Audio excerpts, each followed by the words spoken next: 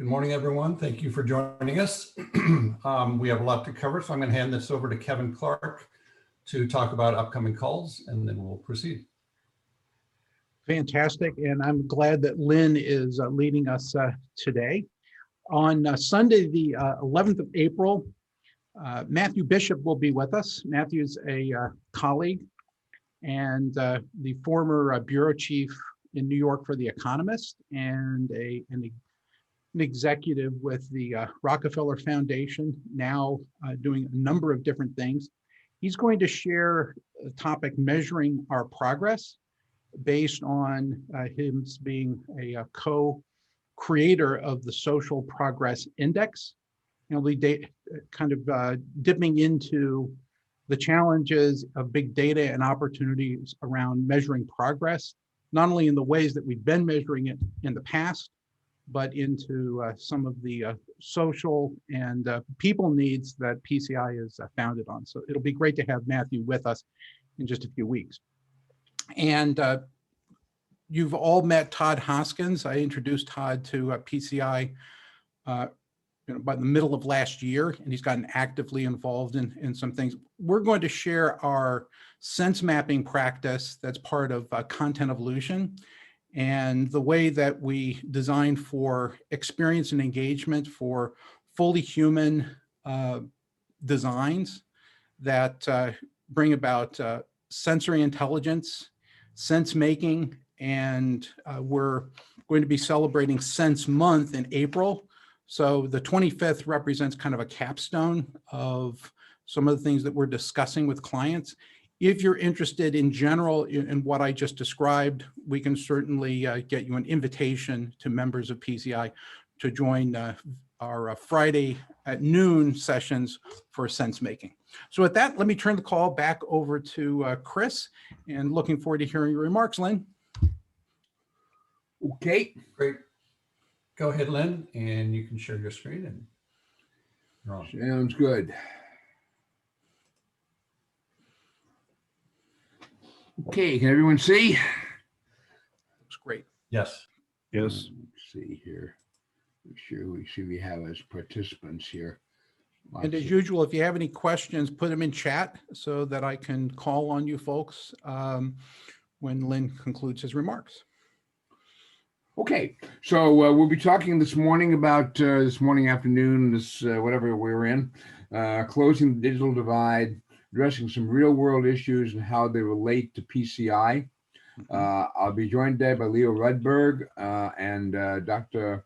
Elira Karaja, and I'll introduce them a little later on in the program. Let's see here. So the overview here is that, and I think as all of us know, effective, resilient digital connectivity are good things. They promote economic growth.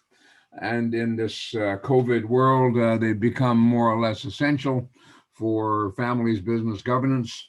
But they also bring the benefits of smart cities. They can promote equality, resiliency, sustainability. However, there's a lot of high-level talk. Administration is actually making lots of money available. But linking the technology and the policy and the execution together involves some really serious and complicated disconnects. So the solution to connecting these involve choices among both policy and technology.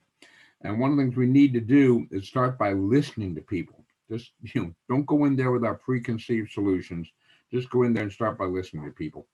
So, because lots of times the best technology solutions may not meet their needs or even be accepted. So the big first thing to do is to build trust in these underserved populations and understanding what their needs are, what the stakeholders actually value in closing the digital divide. What does it mean to them? And which may be, for those of us who value gaming or high-speed streaming, this may be completely different from people who are trying to just hold on to a job. The solutions need to be co-developed. We've seen time after time where elegant solutions are developed by external people, drop Deus ex machina into the population, and they fail. Or they fail after the hand-holding leaves and they're left to their own devices. And then that brings the implementation. So the stakeholders here are varied. There are policymakers, the people who provide the services, the businesses who use them, and the households. And I'll talk later on, one of the points someone made in an earlier discussion was you need to make sure that you're differentiating among households because the needs of the teenagers is likely to be very different than the needs of the grandparents. And this is an area where both PCI and Global Health Desk members can contribute directly. And at the end, I'll be actually trying to solicit some interest. The digital divide has a number of layers, and these include a sociology layer. You've got, as I said, to listen to the stakeholders. The solutions have to be co-developed. Once the solutions are developed, the people have to be encouraged to adopt them. And this encouraging to adopt them typically involves almost door-to-door, voter registration drive-like campaigns by people they trust, not glitzy online ads. And then once the equipment is on the dining room table, the end user equipment, you have to teach them how to use it. Then where did the money come from? The money there's again, a lot of money, hundreds of millions to billions of dollars in this area, but it is in different pots on different timelines with different standards and different criteria for applications. Some is FCC money, some is Department of Agriculture money for rural precision agriculture, some of it is HUD money for the inner city, some of it is Health and Human Services, some of it is state money, so on and so forth. How do you find it? And then how do you apply for it? What are some of the restrictions? There's actually kind of a sad case out in California now where a tribe got a lot of money for spectrum and then did not realize at first that the money, if the spectrum wasn't used within 2 years, it would go back into the national, whatever it is, repository. But the money that got them the spectrum did not get them the money for the equipment to communicate it or the end user equipment to use it. So how do you tie all these things together? Then, of course, you have laws, policies, regulations. Which ones apply? I mean, federal, state, local is fine, but I think Leo has a story about when he tried to check into his apartment house in Harlem. Although there were plenty of opportunities in the area for connectivity, the only one he had an option for was Verizon. So what are the restrictions? What are the limits? Then there are all the technical questions. The spectrum, is this 2.5 gigs? Is this 5 gigs? Is this 11 gigs? Is this 28 gigs? What are the advantages and disadvantages and the availability of each? Then the communications, is this going to be last mile, kind of the cell tower and neighborhood? Is it going to be middle mile, the microwave shot from the backhaul to the ridge overlooking the community in the valley so you can get the comms to the last mile? Is it going to be backhaul? How do you get this to the internet? And then of course, cyber resilience, cyber security needs to be factored into this, and it almost never is. Finding the end user devices. Can you get by with a Chromebook on the dining room table, or do you need something else? And then once they get them, who gets trained? Do the families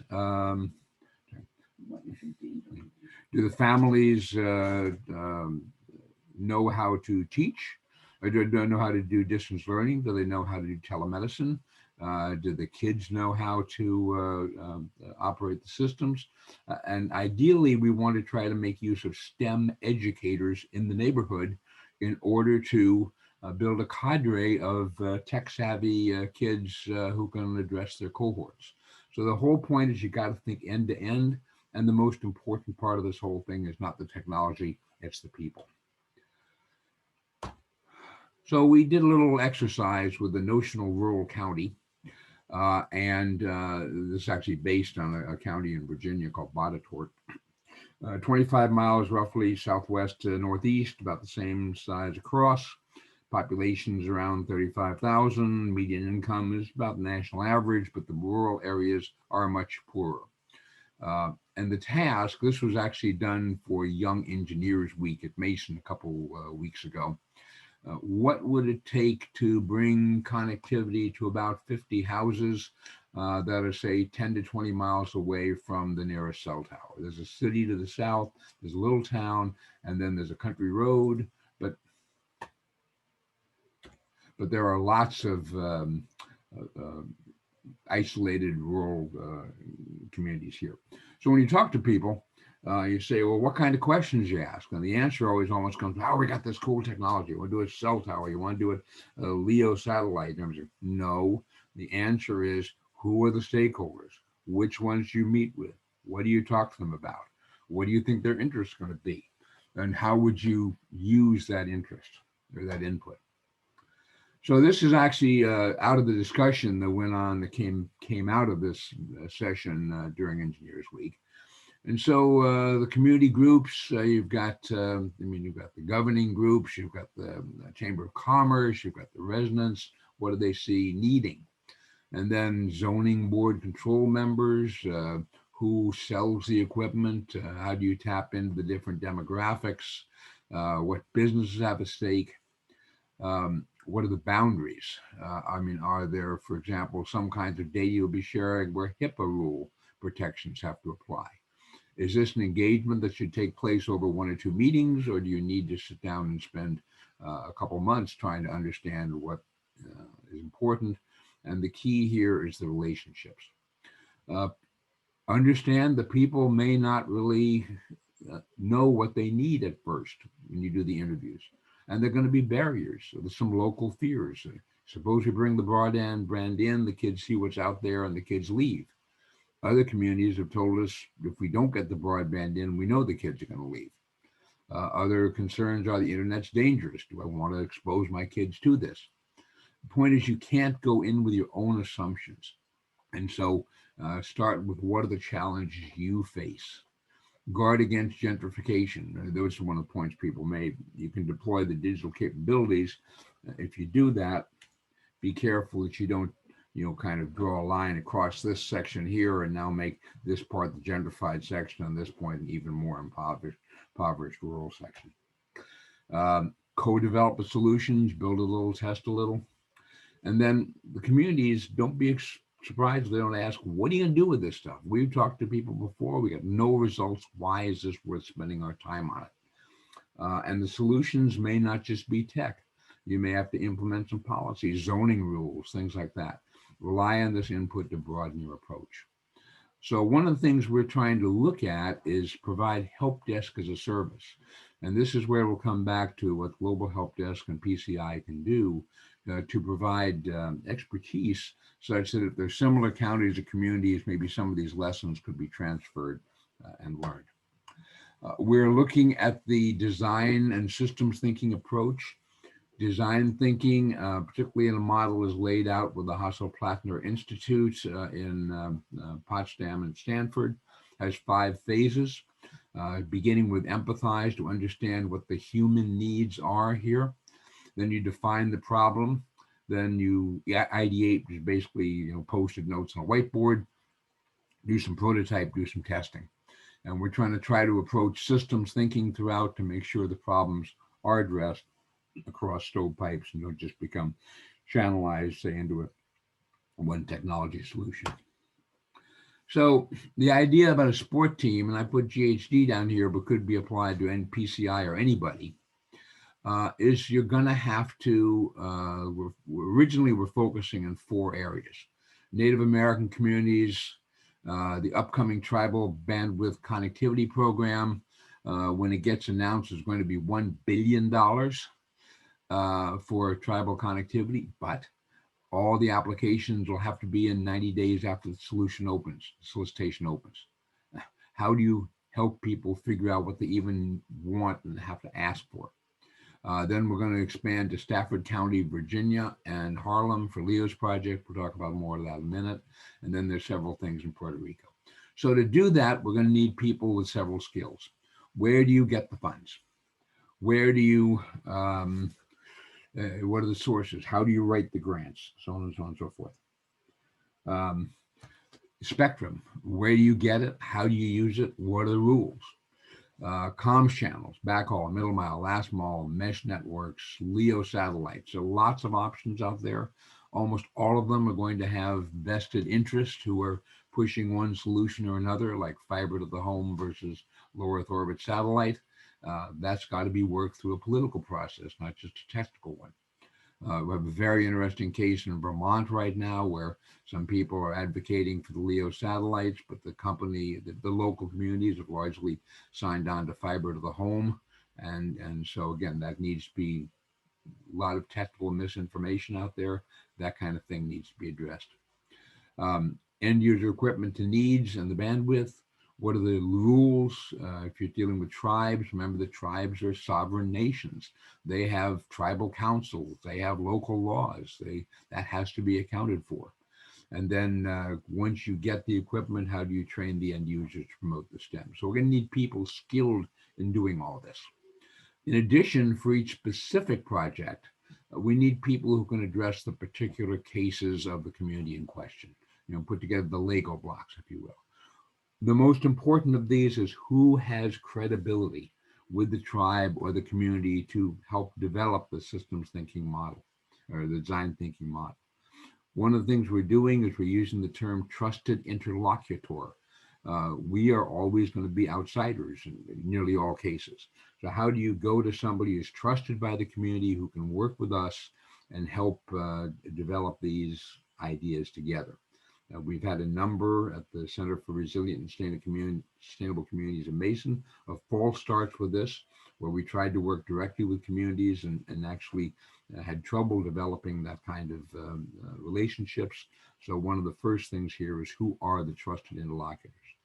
Then again, people who understand in detail the geography, the infrastructure, the companies that are operating.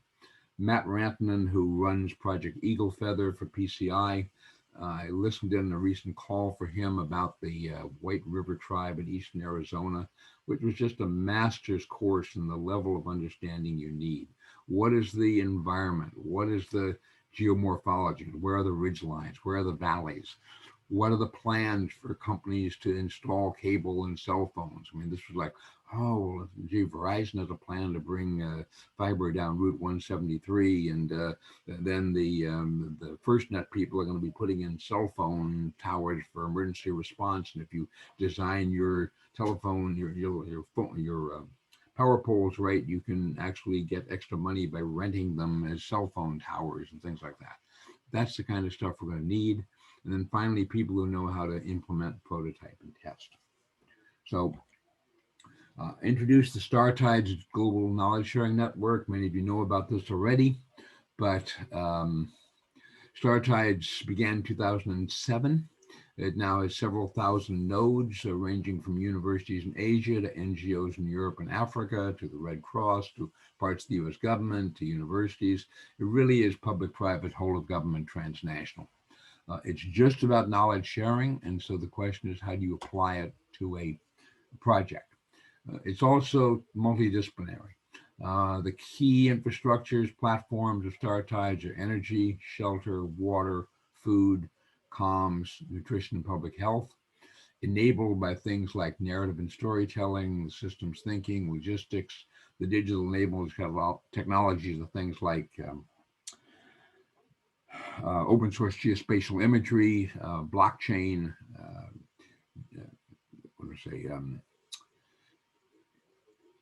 identity management, things like that. So how do you tie all these different things together and merge them into the political, social, and economic issues that are out there? If the market is working, you may not need all this. If it's not, what are some alternative models you could use to tie things together, drawing on the knowledge that's out there in StarTides? So let me pause here then and do some introductions. Leo Rudberg is a Google network and cloud engineer who's using his 20% time, thank you, Leo, for work with Mason Center for Resilient and Sustainable Communities, or CRASC, and StarTides. The first part of his project is going to upgrade the StarTides capabilities as a collaborative tool, and then a collaboration tool with use cases, and initially in Harlem, where he's living, and in Stafford. We're also very happy to have Dr. Elira Karaja. She's an economist, fellow at Columbia, long time in policy. Currently, she's actually, I think, today in Bologna. She's engaged with the implementation of Agenda 2030 and lots about sustainability, resilience, and this intersection of policy and technology. So let me turn it over then. Let me one more slide here. These are some of the things they were talking about. So Leo and Ellie, over to you.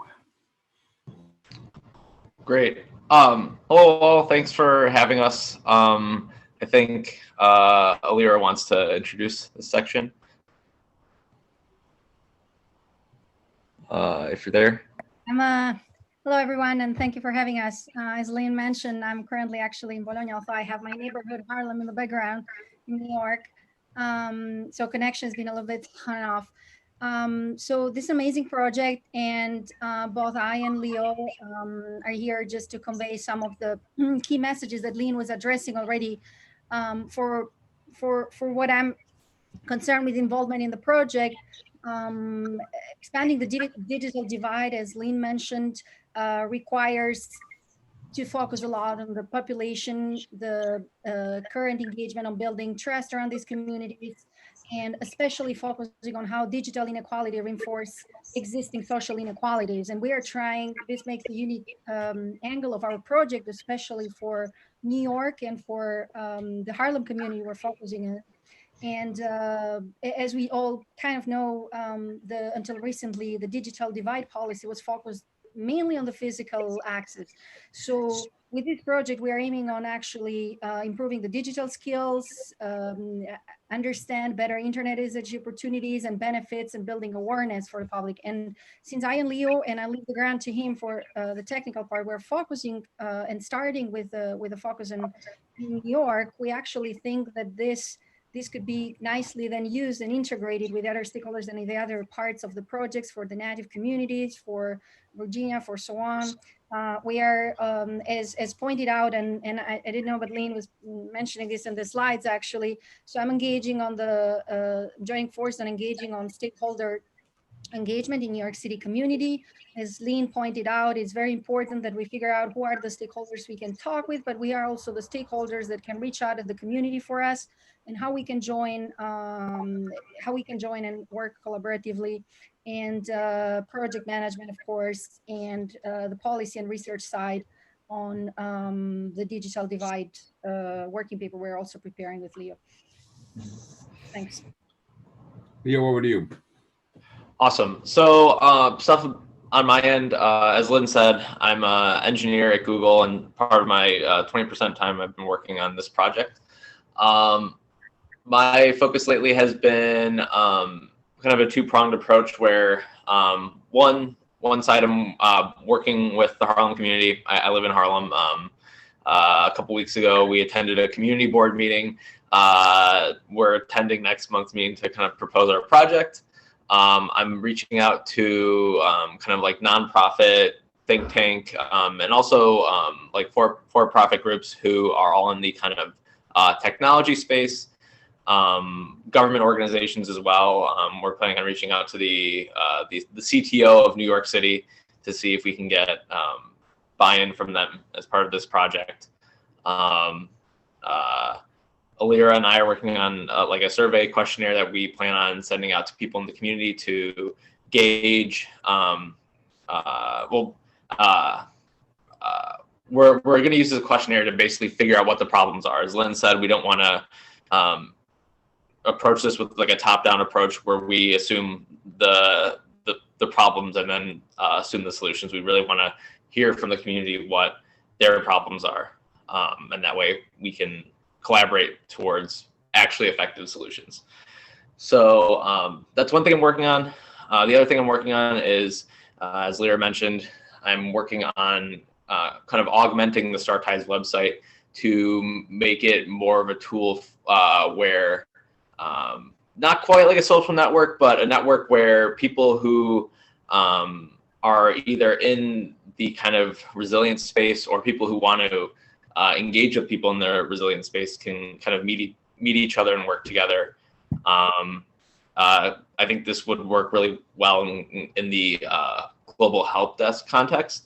I think kind of the word like consulting has been brought up a few times in case people approach with questions in terms of resilience.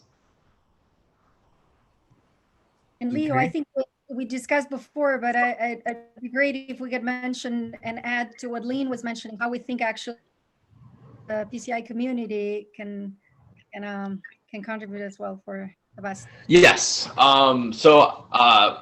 I guess something that Elira and I want to ask you all is if you know of any organizations either in New York City or in other kind of city contexts who are looking into digital divides in like urban areas.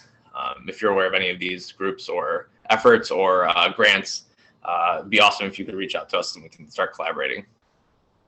Thank you. So the other ask I would like to make, which is shown on this slide here, is we've talked about the different skill sets we need, and there may well be others, but this was, so we need skills in getting funds and spectrum and comms and user and law and training.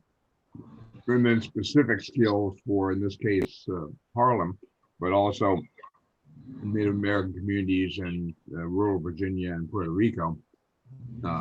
And so if any of you has an interest or particularly has these skill sets, please let us know, and we'd like to fit you in some of these columns, some of these blocks to help with the help desk. And at this point, we're undefined yet what that's going to be, but the intent is in this end-to-end process, as someone says, gee, I really need to know more about what kind of comms equipment I need for my circumstance, whatever it may be, or I need to know how to train people or who are assets to train the people in our neighborhood on making use of the end user equipment or whatever. If you feel you have those skills, we would love to have you join us. One of the issues here was there's, the Global Help Desk has such enormous potential, but while we work through several different projects, here's an opportunity for people to do some things tangibly in the near term. And that's kind of some opportunity to fill in. So if you would just send me and for Chris and Kevin, but also if you, I think Ellie's and Leo's emails are there. Go ahead and copy them as well. If it's in Harlem, please let us know. We'd love to have you engaged. So with that, so Chris, Kevin, may I turn it over to questions? We had a comment and perhaps a question from Diane Strahan. Hi, Diane. You're on mute, Diane. Yeah, hi. I was just wondering,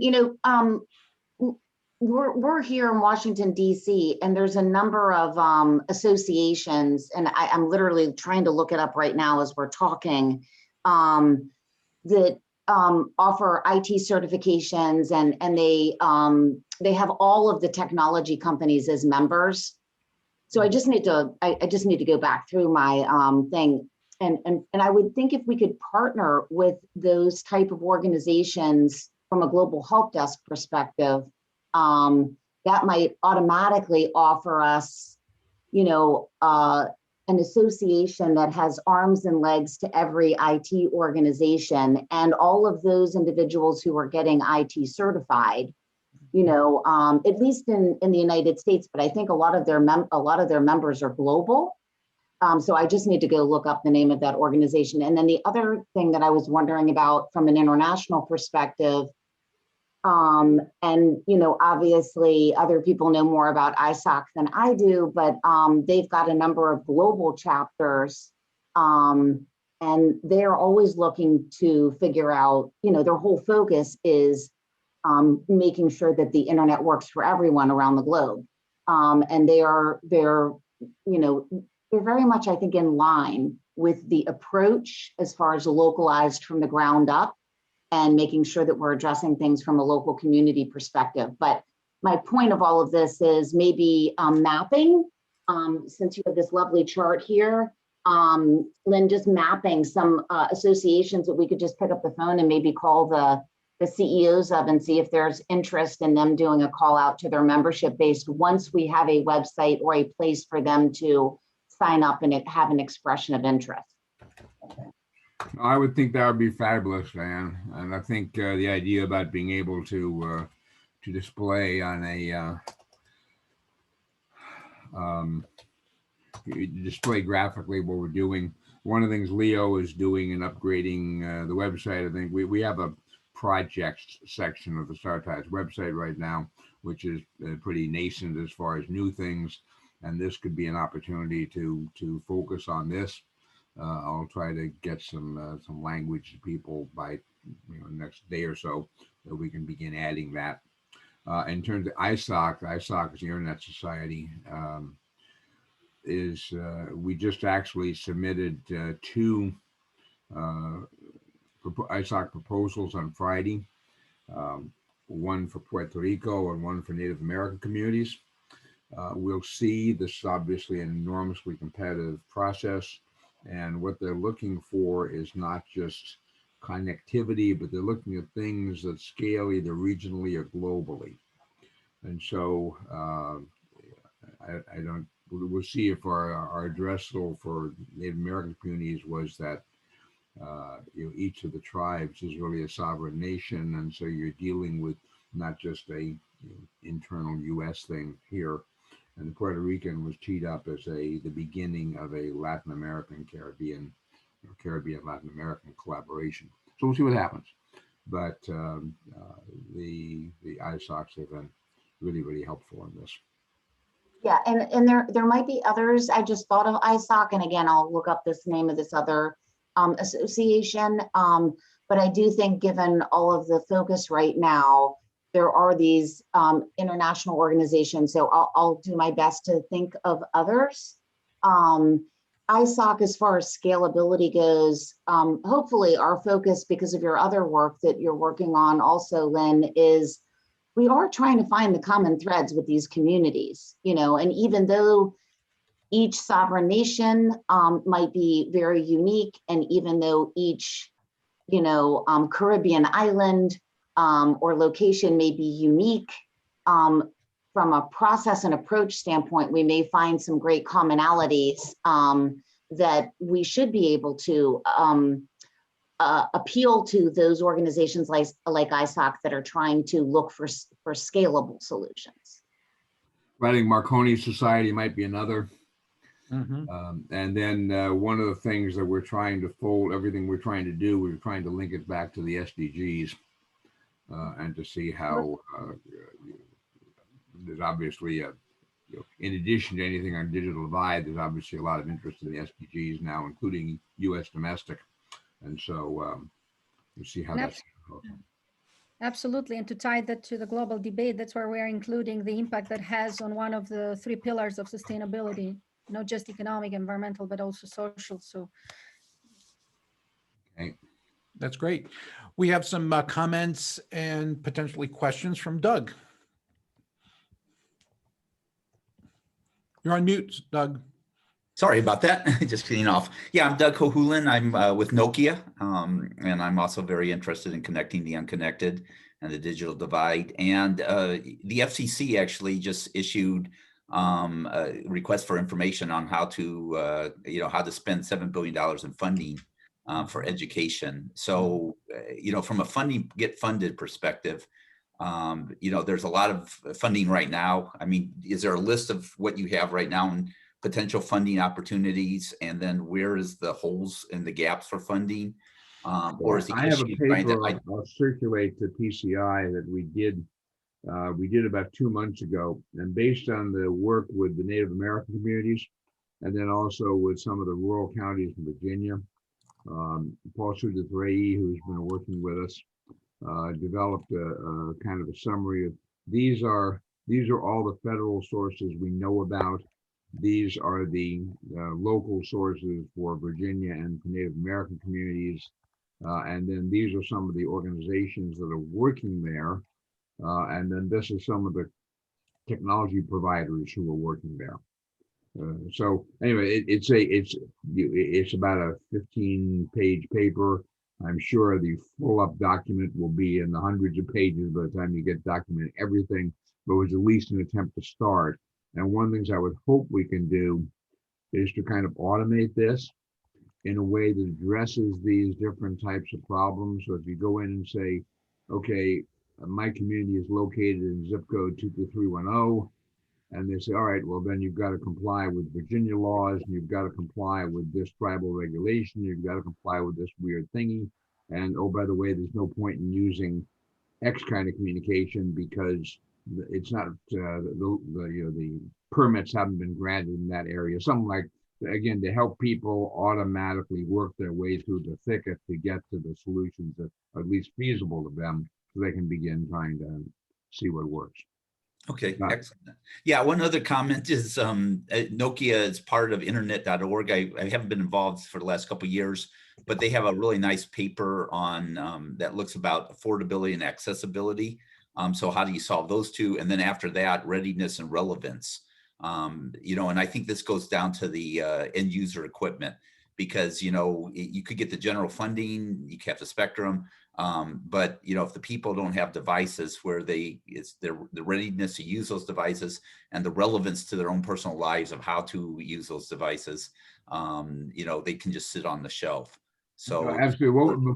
Before readiness and relevance, what was the term you used? Affordability and access. So, first you have to have access, and after that, then it's affordability. Hopefully with the funding mechanisms on place, you'll have affordability with more and more 5G being built out, satellite systems being built out. Like there's the reverse auction and rural broadband. I mean, I think in the United States, there's a lot of good things, and even around the world, there's some really, exciting things happening to get access available. Then needs to be affordable, and then finally after that is readiness and relevance to the people's lives to make it work. Yeah, I guess I would probably argue that you have to solve the relevance problem before you're going to solve actually the availability problem, because we see lots of cases where, actually in urban environments where there's plenty of bandwidth, the take-up rates may only be 20 or 30%. Mm-hmm. And this is what comes back again to the sociology always tops technology, that the way you convince people of need for this is by having somebody they know and trust go in and talk to them about it, not here's a super glitzy, internet ad for we can get you gigaspeed internet. Well, that doesn't mean anything. If you're worried about can you pay the whatever it is, 20, 30, 40 bucks a month for the connectivity. No, great points. I'd love to hear more about what internet.org is doing and what Nokia is doing in that space. Kimberly, we're sorry to see you go, but thanks for joining. And we're going to go to Harry Wingo. Harry? Yeah, hey, can you hear me okay? We can. Yeah. Excellent. Lynn, what you just said made me think of the concept, and thank you for the folks who are working on this. I wonder if digital twin, the concept of a digital twin approach, because these are really, in some sense, a socio-cyber-physical system, whether it's rural broadband that's community relevant or urban broadband in Harlem. And as you know, Lynn, Will Roper, who was way up in leadership at Air Force after he'd been at SCO, big champion for digital twin. You also have industry is looking at this. So I wonder if there's a role for digital twin as a way to get that relevancy stage. And Lynn, thank you for underscoring that you've got to put that out, make sure it fits the community. But digital twin is a way to, yes, it's modeling, but it's so much more than that. And I think it could be a really powerful cloud-based open way to have the continuation of co-design, co-development, build a little, test a little, but you would capture in a privacy relevant way. People would be data donors. You have a synthetic data opportunity to really build on use cases that could scale. Just the thought. Wondered if digital twin. No, I'm a wild fan of digital twins. We've been doing some work with Japan. Japan is having this thing called Society 5.0, which is also termed Digital Japan. And digital twinning is an inherent part of everything they're doing over there on that. And I've heard something about I just need to go back through my notes on this, but apparently the U.S. is there's a lot more. Well, I won't say plug and play digital twin, but efforts to make digital twinning less exotic that has been, and enable you to do bring things into the twin much faster than you have before. But it seems to me to be able to do testing and alternative options evaluation without having to go into runtime systems is an absolutely critical way ahead on this.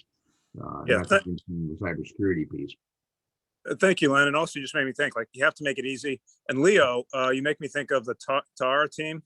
I made an effort with Matt to connect with an HBCU. And if you look at the scale and the resources that you have on cloud, to Len's point, if you made it so it's not scary, it's really first steps on a digital twin, a type of approach. The reason you might want to be interested in that as well is because with the resources you have for open source geospatial, what you have for Harlem and your teams, you can see how it builds out. And someone says, "Well, I'm the mayor of this town, and I want to get into this." And you could automatically, with some of your cloud resources, and I was at Google for a couple of years, some of Zoogler. So I just think the digital twin aspect. But Len, you're right. It just would have to be easy at this phase. Thank you. Yeah. I just want to say something that we want to do with kind of this website revamp. And also with this project, I think, is to see, if we can get a solution that works for like my neighborhood in Harlem. We also kind of want to be able to implement a similar solution in a similar neighborhood that has similar issues. That would be kind of like a great win that we want out of this project, to see like kind of a scalable approach. And I think that's part of the reason why all the communities you're seeing here are like very diverse in terms of what problems they might have with internet. Yeah, thank you. Great project. Thanks, Len. By the way, it was two things. First, is NDU doing anything on this? Is there anything to tie into either what INSS is doing or the CIC? Well, that's a great question. I know there's interest. I know we have our labs, but if you look at the information and the influence side, cognitive, socio side of things, absolutely have the right professors to look at this. We're covering it, but as far as this issue on broadband, I know I'm interested in it, but I don't think it's coalesced into something. I've reached out to the Commonwealth Cyber Initiative, CCI folks. I've been in touch with the University of Maryland folks on some things that may be relevant as far as it reaches out in the importance of broadband, crossing over into whole of society, industrial base, and capturing the importance of broadband. But the short answer is no, but developing and interested, unless I'm missing something that some others may be doing. So thank you. Yes, by the way, Mason is the lead on the Northern Virginia node of CCI. Perfect. We're doing a lot on that, so I'd love to work some more with you on that. Yeah, I'd love that, Lem. I'm part of the Serious Gaming Initiative that's focused, as you know, in George Mason. I'm also on Jamal Jaffer's National Security Initiative through George Mason too. So I think it's fantastic. By the way, the 5G aspects of CCI is impressive. So yeah, look forward to talking to you. Thank you. Okay. Got it. Other questions, comments?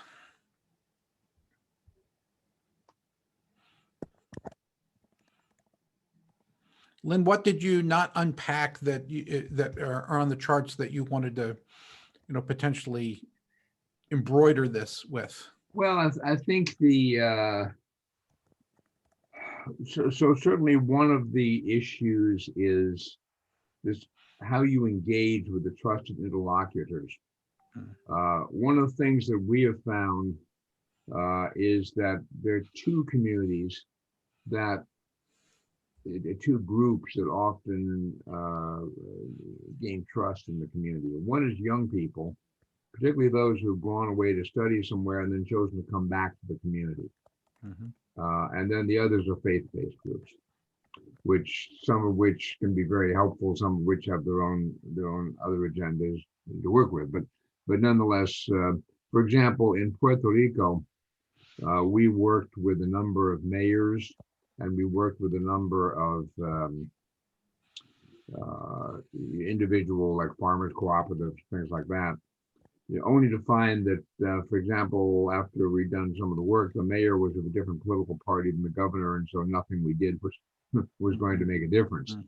And the similar thing is that the farmers were doing a lot of really good work, but the way the zoning had been defined in Puerto Rico is that they were actually defined as, even though we're completely rural, they were defined as being inside a metropolitan area. And so they weren't eligible for any of the Department of Agriculture grants.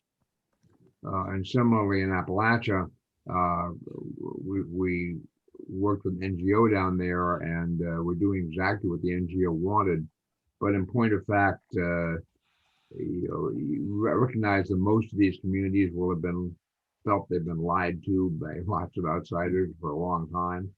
And so we just never were able to get down as Mason people and establish the rapport with the local community to build that trust. Yeah. So in Puerto Rico now, we're working with the Puerto Rico Science, Technology, and Research Trust, a well thought of NGO down there that has ties not only to the Puerto Rican community, but also to community leaders and to industry and academia, and has funding from outside sources. And in Harlem, we're working, Leo and I had a very interesting example of the difficulties of this a couple of weeks ago, where Leo was scheduled to present to the Harlem Community Board, which is kind of their, I guess, city council. And it was a fabulous lesson for me in the way sausage is made in local politics. Because what started out to be this high level, we thought would be this high level discussion about the value of closing the digital divide, wound up being, what was it, 2.5 hours or something like that on why Bill's Bistro should be reopened after being closed down with COVID, and some of the people were complaining. That's Harlem community engagement. All that. So again, it's all local, it's all connected. But, sure. but I think any advice on finding these trusted interlocutors and building on them would be really, really welcome. Yeah. One of the things that I would just, when I look at your chart here, the needs chart that's up, is that there's a direct connection between the first bullet and the last bullet. When you showed the Hasso-Plattner, design methodology, which I'm very familiar with, early on in the process, if you can rapid prototype something, it will allow you to get the funds and start the conversation. When people are only hearing a narrative or seeing charts, they can't get their head around, specifically what you're trying to bring into existence. So if you can do some rapid prototyping, which means it's not even functional, it's simply showing someone what the art of the possible would be with a very small group, it builds permission for you to spin up, right, the larger funding conversation, all right, and to get the resources flowing. Many times we try to get to some state of perfection before we put anything in front of anyone. As you said, co-create and get the people who are, that you're trying to involve or to fund to be part of the solution that they are, ultimately going to write a check for. Yep. We had Richard Hammond had a thought and perhaps a question. Am I hearing? Are we hearing me? Yes, we are. I never know. Hey, Lynn, I just wanted to, well, everyone, but echo all the points that you're making, this chart. And somebody, I think maybe Diane said about putting it up as maybe a friend of a friend kind of thing. I think that's a great idea as well, because I'm a big Excel guy, but there's limits to what it can show. So I think the relationships are very important. But I will say that in my 30 now plus years with the Environmental Protection Agency in the Superfund program. So the law is written such that we have to have community engagement. It's part of the law. We have several points where we have to engage with the communities. And I would just say that the biggest takeaway that I've ever had from all of those meetings is that there is always a power structure and it is always threatened. Yep. So I would almost say that I go with with the technology versus human trust factor at somewhere about 85% to 15, meaning about 85% of the work is in the human trust area before you ever even think about technology, really. And the problem with that is just what Kevin was saying, I believe, that building trust often doesn't show very many results. You know, the time to build trust where you're trying to get your funding and all that, it's often difficult to show that you're doing what you need to do. So that's it. That's a long wandering on several different points, but I do think that the power structures in the communities as they exist are particularly important for any implementation of anything. Richard, you're reminding me of my early days when I had to put on a Raycal suit. So thank you for your work, all right, on our behalf as a society. Yeah, so I think this is really interesting. Jock Gill, who has been part of our discussions, is working really hard up in Vermont. And there are a number of small isolated communities in Vermont, like 30 families and things like that in the community, but they have virtually no serious connectivity now. And the local solution has tended to be, we want this connectivity, but let's go to fiber to the home. And fiber to the home is fine, but in these dispersed communities, that can be really expensive. And now you've got things like Starlink that are coming online. The latitudes are right for northern Vermont, but again, it threatens the power structure, it threatens the revenue model. And there are lots of things that people roll out about, oh, it's going to be another monopoly, and monopoly is going to just get in place and screw us over, and on and on and on and on and on. So yeah, but I think your point about the prototyping and the testing is really important, because until you can demonstrate that there's at least a satisfied customer somewhere, it's all just theory against the power structure that at least has some kind of a funded plan if you're going to do something different. Yeah, so I think that's right. And I think also, though, that you make a really good point about, if you look at the Hasso-Plattner model, the empathize, define, ideate phases come before the prototype and test. And maybe it's useful in that empathizing phase to have at least a little bit of prototyping and testing to show people what they're going to be getting, rather than just PowerPoint slides. One of the things we try to do with StarTides is our tech demos every year are open field. They're outside on the lawn someplace. And people say, oh my goodness, what happens if it rains? And the answer is, this is about disaster relief and emergency response. Bring a poncho. We're interested in stuff that works in the field, not PowerPoint and posters. So I think your point here is to show something that, that actually works. Doesn't have to be full up smooth, but at least give them some idea about what's going on. Leo, do you have any thoughts on that? And Ellie? The only thing I have to say is and this has been brought up many times in this discussion, but yeah, in order to make it sustainable, you really do need both investment from external, which is usually financial or technological, but you also need investment from the community, which is, I think, more of an educational sort of like skin in the game might not be the right term, but something like that. Something that was brought up in a conversation I had with the chair of the community board was similar to what Lynn suggested with educating teens on internet technology. This community board person suggested maybe establishing a fund for internships or jobs in the community for kind of maintaining these network infrastructure pieces. And it's interesting you say that, because there's a group at Northeastern University called the Global Resilience Center. It actually is a really very good center, and it's done some exceptionally good things in teaching about resilience in the COVID world. But one of the points when it got started was Steve Flynn, who's the director, they said, okay, I'm in a university, I've got to herd cats. So how do you herd cats? And you herd cats with cat food.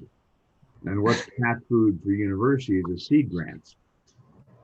So they actually set up a series of small seed grants to basically say, we, emerging center, emerging institute, will provide, pick a number, 15K, 20K or something like that, to help you write seed grants as long as they're for more than $100,000 in terms of what you'll bring in if you win the grant.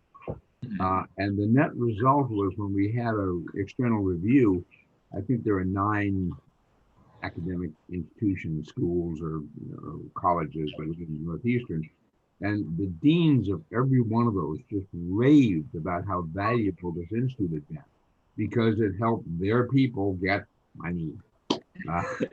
And so I think that's a combination of your skin in the game, meaning maybe chip in some things, but also skin in the game where we can show them how it's directly in their benefit to play with it. Exactly. Yeah. And yeah, just to add to all that, I mean, also because I had in my first part of my decade in the States, the Californian exposure. And as I'm working on involved in resilience work, we're working, engaging with other type of technologies for resilience building, actually community in California.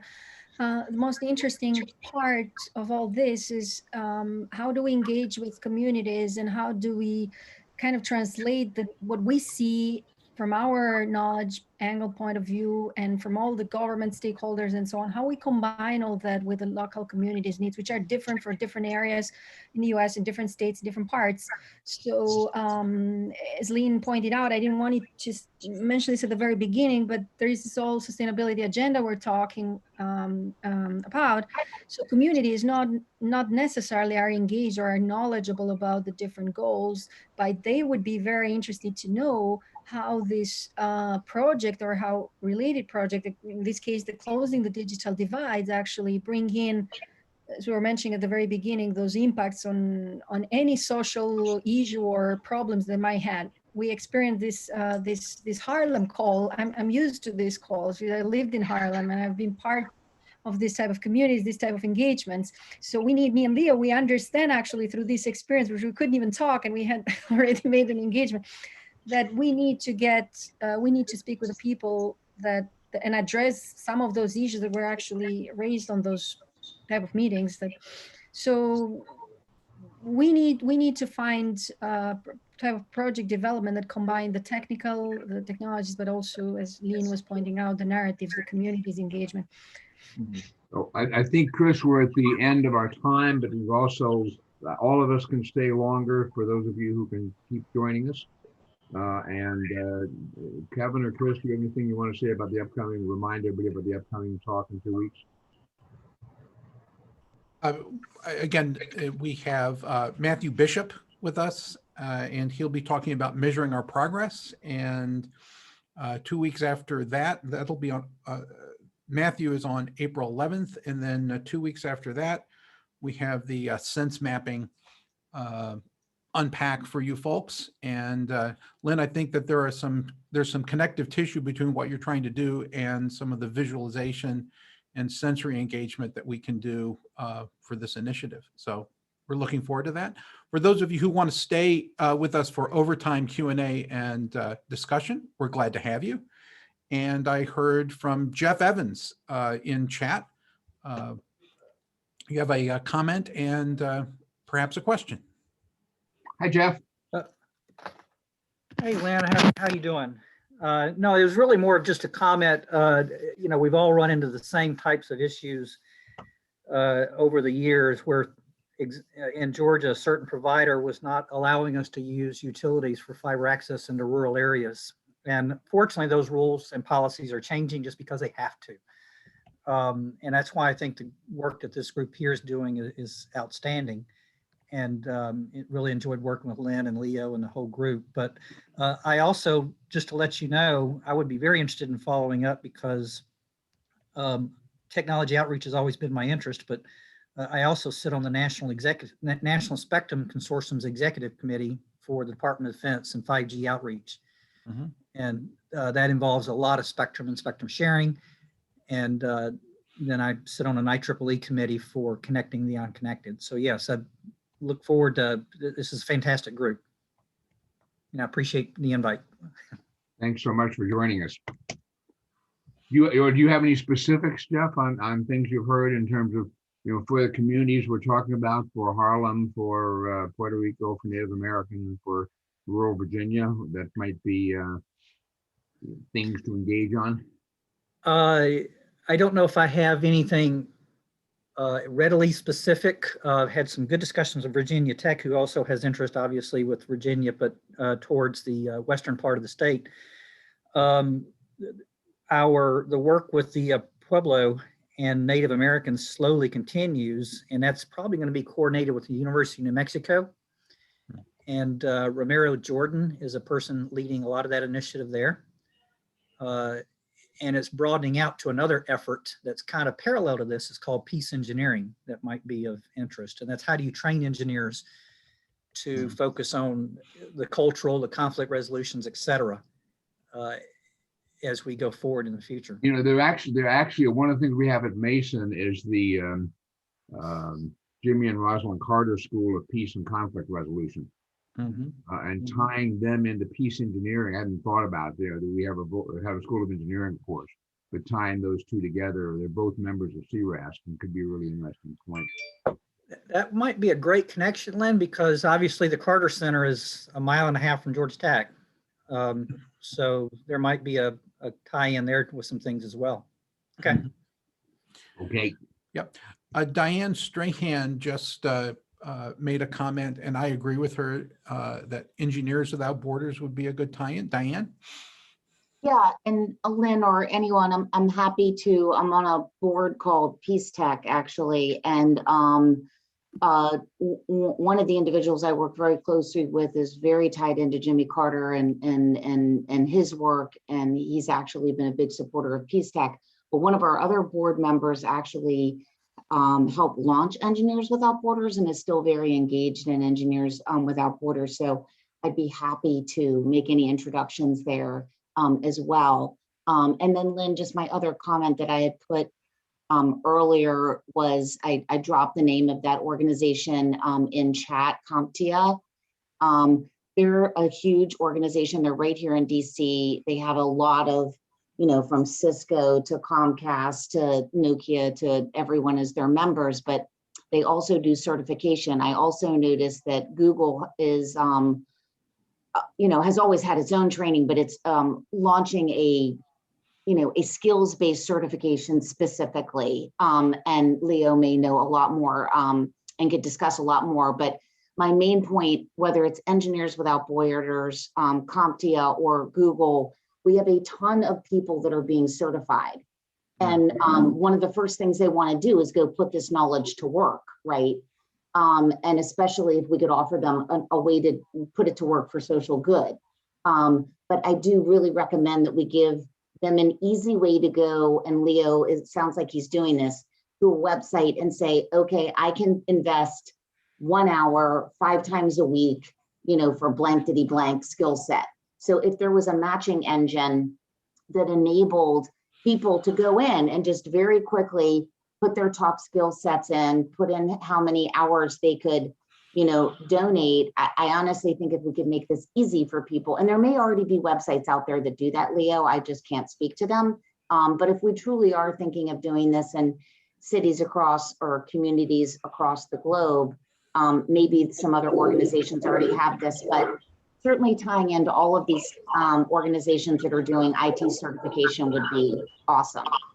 One of the interesting things on IT certification is in the StarTides October tech demo, which was largely which was completely online. Our keynote speaker was Tom Friedman, and one of the points that Tom made was that the level of education that's now being conducted in corporate campuses, in many cases, exceeds what's being done at universities. And there's a really interesting group called the Worldwide Human Geography Data Working Group, which meets every few months.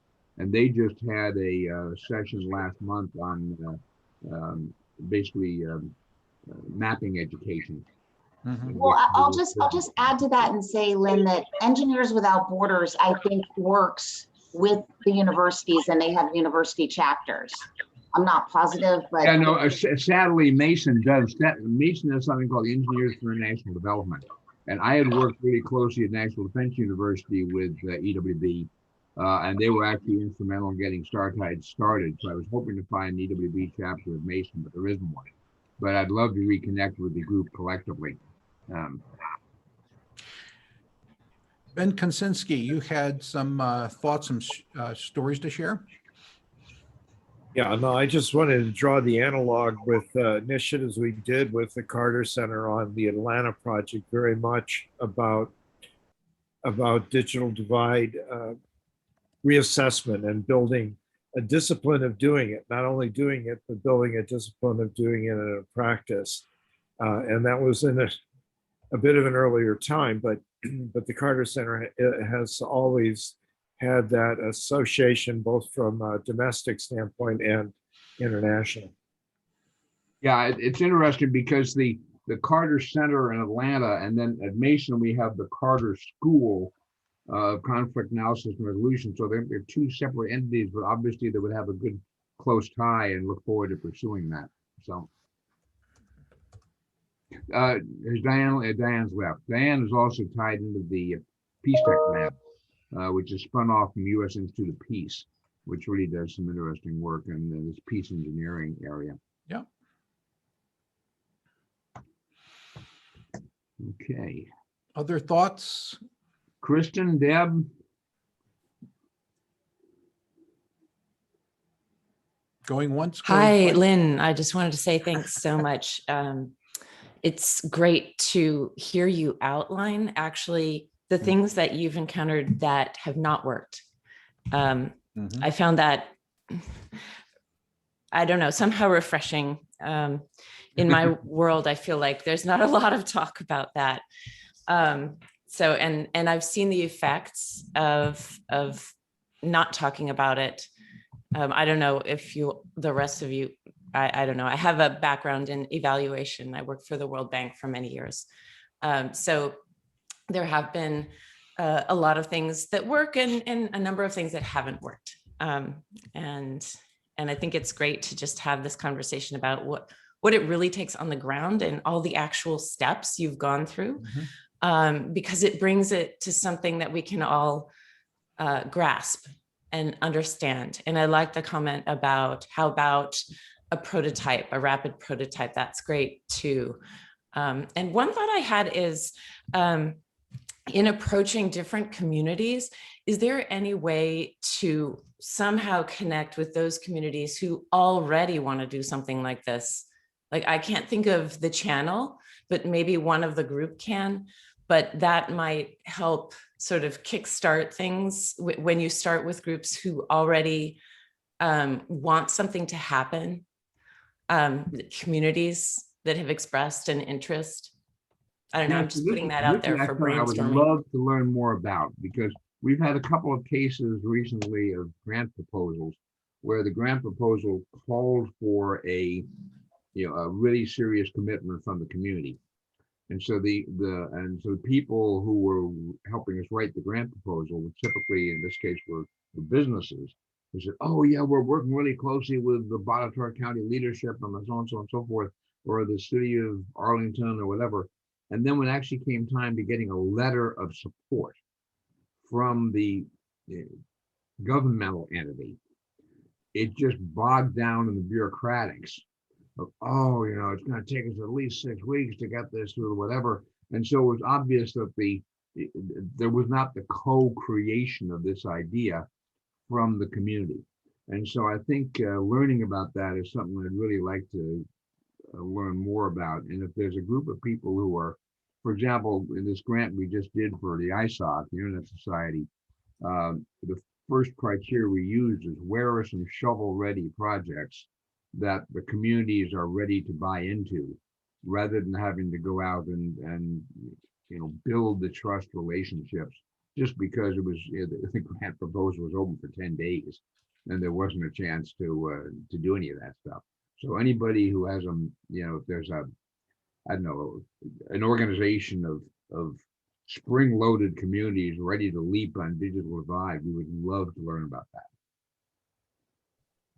Yeah, to follow up on that, maybe a best practices, document that says these are what some communities are doing, the best practices to implement this, and what, it had community interest, that says, hey, this is really what helped, connect the unconnected. That's actually, we tried to start that with the paper I mentioned from Paul Sujithray on looking at here's the funding sources, here are the people doing capabilities, but then also here are organizations that are working with, say, Bear River over here, or this county in North Carolina, or whatever, and trying to show what their best practices have been. But it's very nascent and it needs to be much broader. And so, yeah, you're absolutely right. Right. Yeah, one comment is I've been working with this organization called Educators in Virtual Reality and VR. And one of the ladies, a doctor in Cherokee Nation, she's taught over 10,000 students how to use virtual reality.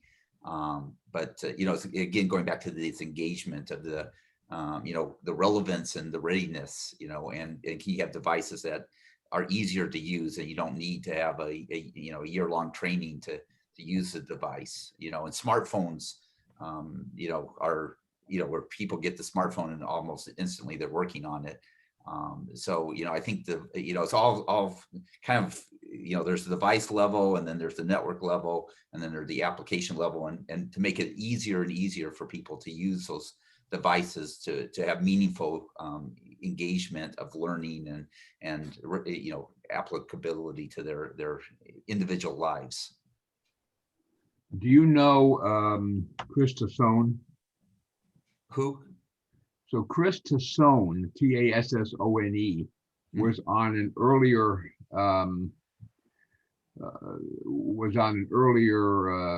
PCI call a few weeks ago. And he actually, his whole world is a company that's doing VR education. Oh, yes, Chris. Yeah, I'm sorry. Yeah. Yeah. Okay. Yeah, that is a great organization out of Stanford. Yeah. I'm really hopeful that, in 5 years, we're going to get glasses that you just put on. They're going to be smart glasses, and the AI in them will really make it very easy to navigate this digital world. Yeah. And that will be almost like an educator for the student, to make it more relevant to their lives, whatever they're interested in, right? If they're interested in sports, if they're interested in nature, if they're whatever their interest level, and get them engaged in learning from whatever interest level they're at. So I'm really hopeful for that technology will be in place. And the good news is that there's funding there's more and more funding out there to help people with this digital divide. And the networks are coming out, 5G is coming out. I think you're going to get a lot of interesting things. Starlink's coming out, and the other satellite companies, not only here in the United States but around the world. In fact, I give a presentation on the future of 6G technology, and I think it's like 80% of people in Africa and Latin America, in the developing countries, only use wireless communication for their broadband connectivity. Sure. And like 50% of it's 2G. So think about using 20-year-old technology, and that's all the technology you could use to connect to the internet, and how inefficient you would be in that. So Right. I'm really hopeful that, with some of this technology coming out in the next 2 to 3 years, it's just going to really help connect the unconnected. And I'm kind of hopeful that I'm not sure when hears that Amazon's Kuiper is going to start launching before long. But I think just from a standpoint of competition, it would be a good idea to have somebody out there competing with Starlink, so that it doesn't become a monopoly. Mm-hmm. Yeah, as Elon Musk said, is every low Earth satellite company, or satellite company in general, has gone bankrupt. Like I worked for Motorola and was involved a little bit in the Iridium project. Iridium, Yeah, and by the way, it's from an engineering perspective, it was fantastic. I mean, it connected the world. It just everyone initially funding it. When I was in OSD, one of the lead engineers on Iridium worked for me. And the same thing was the technology was great, but the use case, the customer cases just weren't there. Yeah.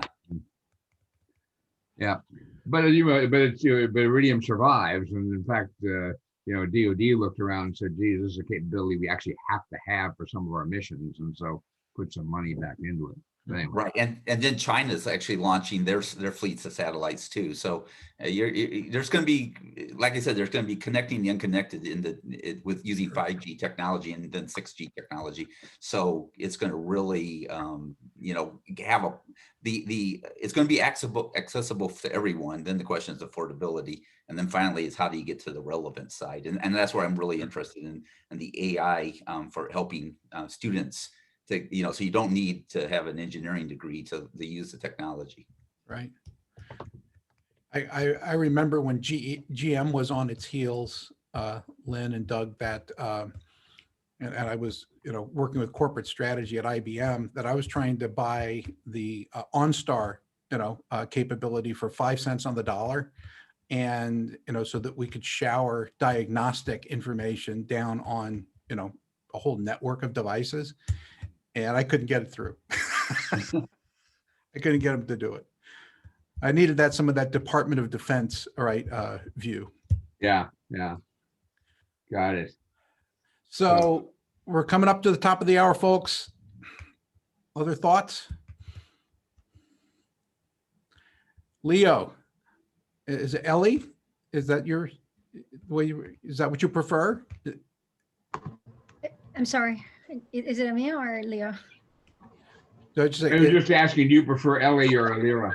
Oh, I always said a BCS for Dick, so in Italy is Ellie, there's Ellie, so Ellie's fine, okay. Yes. Well, we're delighted to have both of you. And thank Lynn, you. Great topic. We'll need to revisit that, as I said, after you see what sense mapping can do. I think that there's some connective tissue here. And any concluding thoughts from the three of you before we wrap up today? Well, let me give it first to Leo, then to Ellie. No more concluding thoughts from me. Just thanks all for hearing our pitch. Super excited to work with you all. I didn't mention earlier, but I'm doing this all kind of through VintSurf and Google's Internet Evangelism wing. So I'm super passionate about the project. Looking forward to seeing impact. What do you see as your timeline? Given the burble with last month's the community team, whatever it was. What do you think is your timeline? I think, so something that Lynn, Ellie, and myself have been stressing in this project is that the biggest part of it is finding empathy with the community. Once we know what the problems are, implementing or kind of designing solutions should be easy. The hard part is finding our trusted interlocutors, finding out what the root issues are, or kind of where the gaps are in the digital divide, and how they impact the community. So I think we're gonna spend at least another month and a half on our empathy phase. We're meeting with the Harlem Community Board in April. Hopefully we'll be on the agenda this time. I think we're looking to empathize for another month and a half. We'll be empathizing throughout the entire project, but our data collection will be over the next month and a half or so. And then I think the next step is working with our interlocutors, points of contact in the government, to design solutions based on our findings. I think we've allotted ourselves a couple months for that.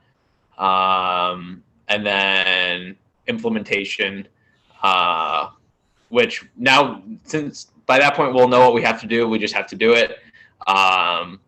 That'll probably take a couple months or so, depending on the extent of the solutions.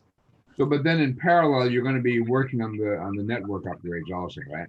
Yes. So in parallel to all this is the website revamp. So I'm working on my design proposal for that now. It's going to be just a web app, but I'm working with some people who've worked previously on the StarTides website, Paul, who's been mentioned a few times before, and then a student at George Mason, or actually several students at George Mason who will help kind of maintain the website moving forward. And so I'm working on my proposal. Hopefully, I think it should be in a ready state by end of the month is like next week. So I'll say early April. And once that's ready, I think we can kind of iterate on it, hack on it, however much we need to. I don't foresee the work taking too long.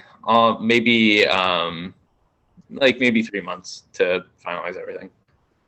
Okay, and Ellie, you've also got a number of contacts in New York and at the UN, and you can summarize those for a minute? I was just mentioning, as Kristen mentioned, also the work engagement of the World Bank. So that's where my policy work actually started after my PhD.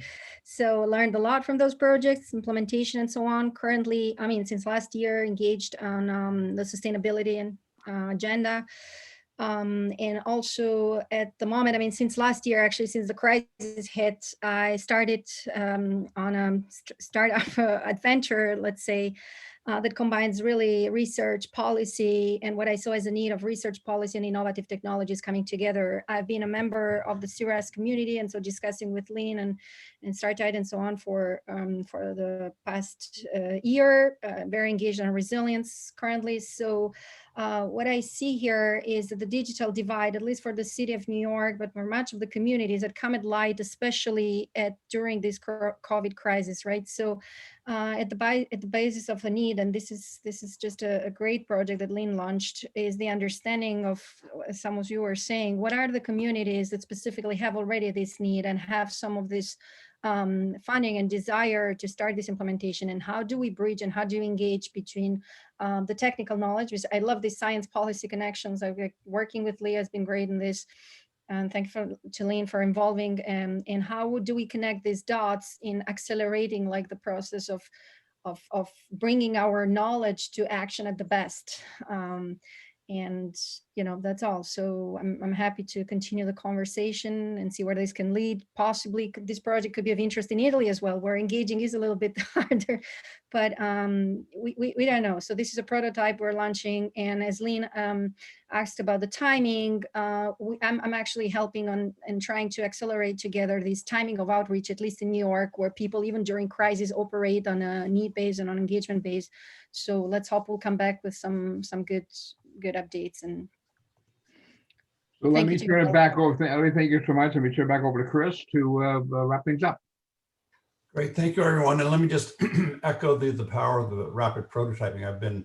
That's a key role I played actually in multiple organizations and seen the power of that. So I've actually reached out to Leo and look forward to following and getting involved and seeing how I can help with that. And so thank you everyone for joining.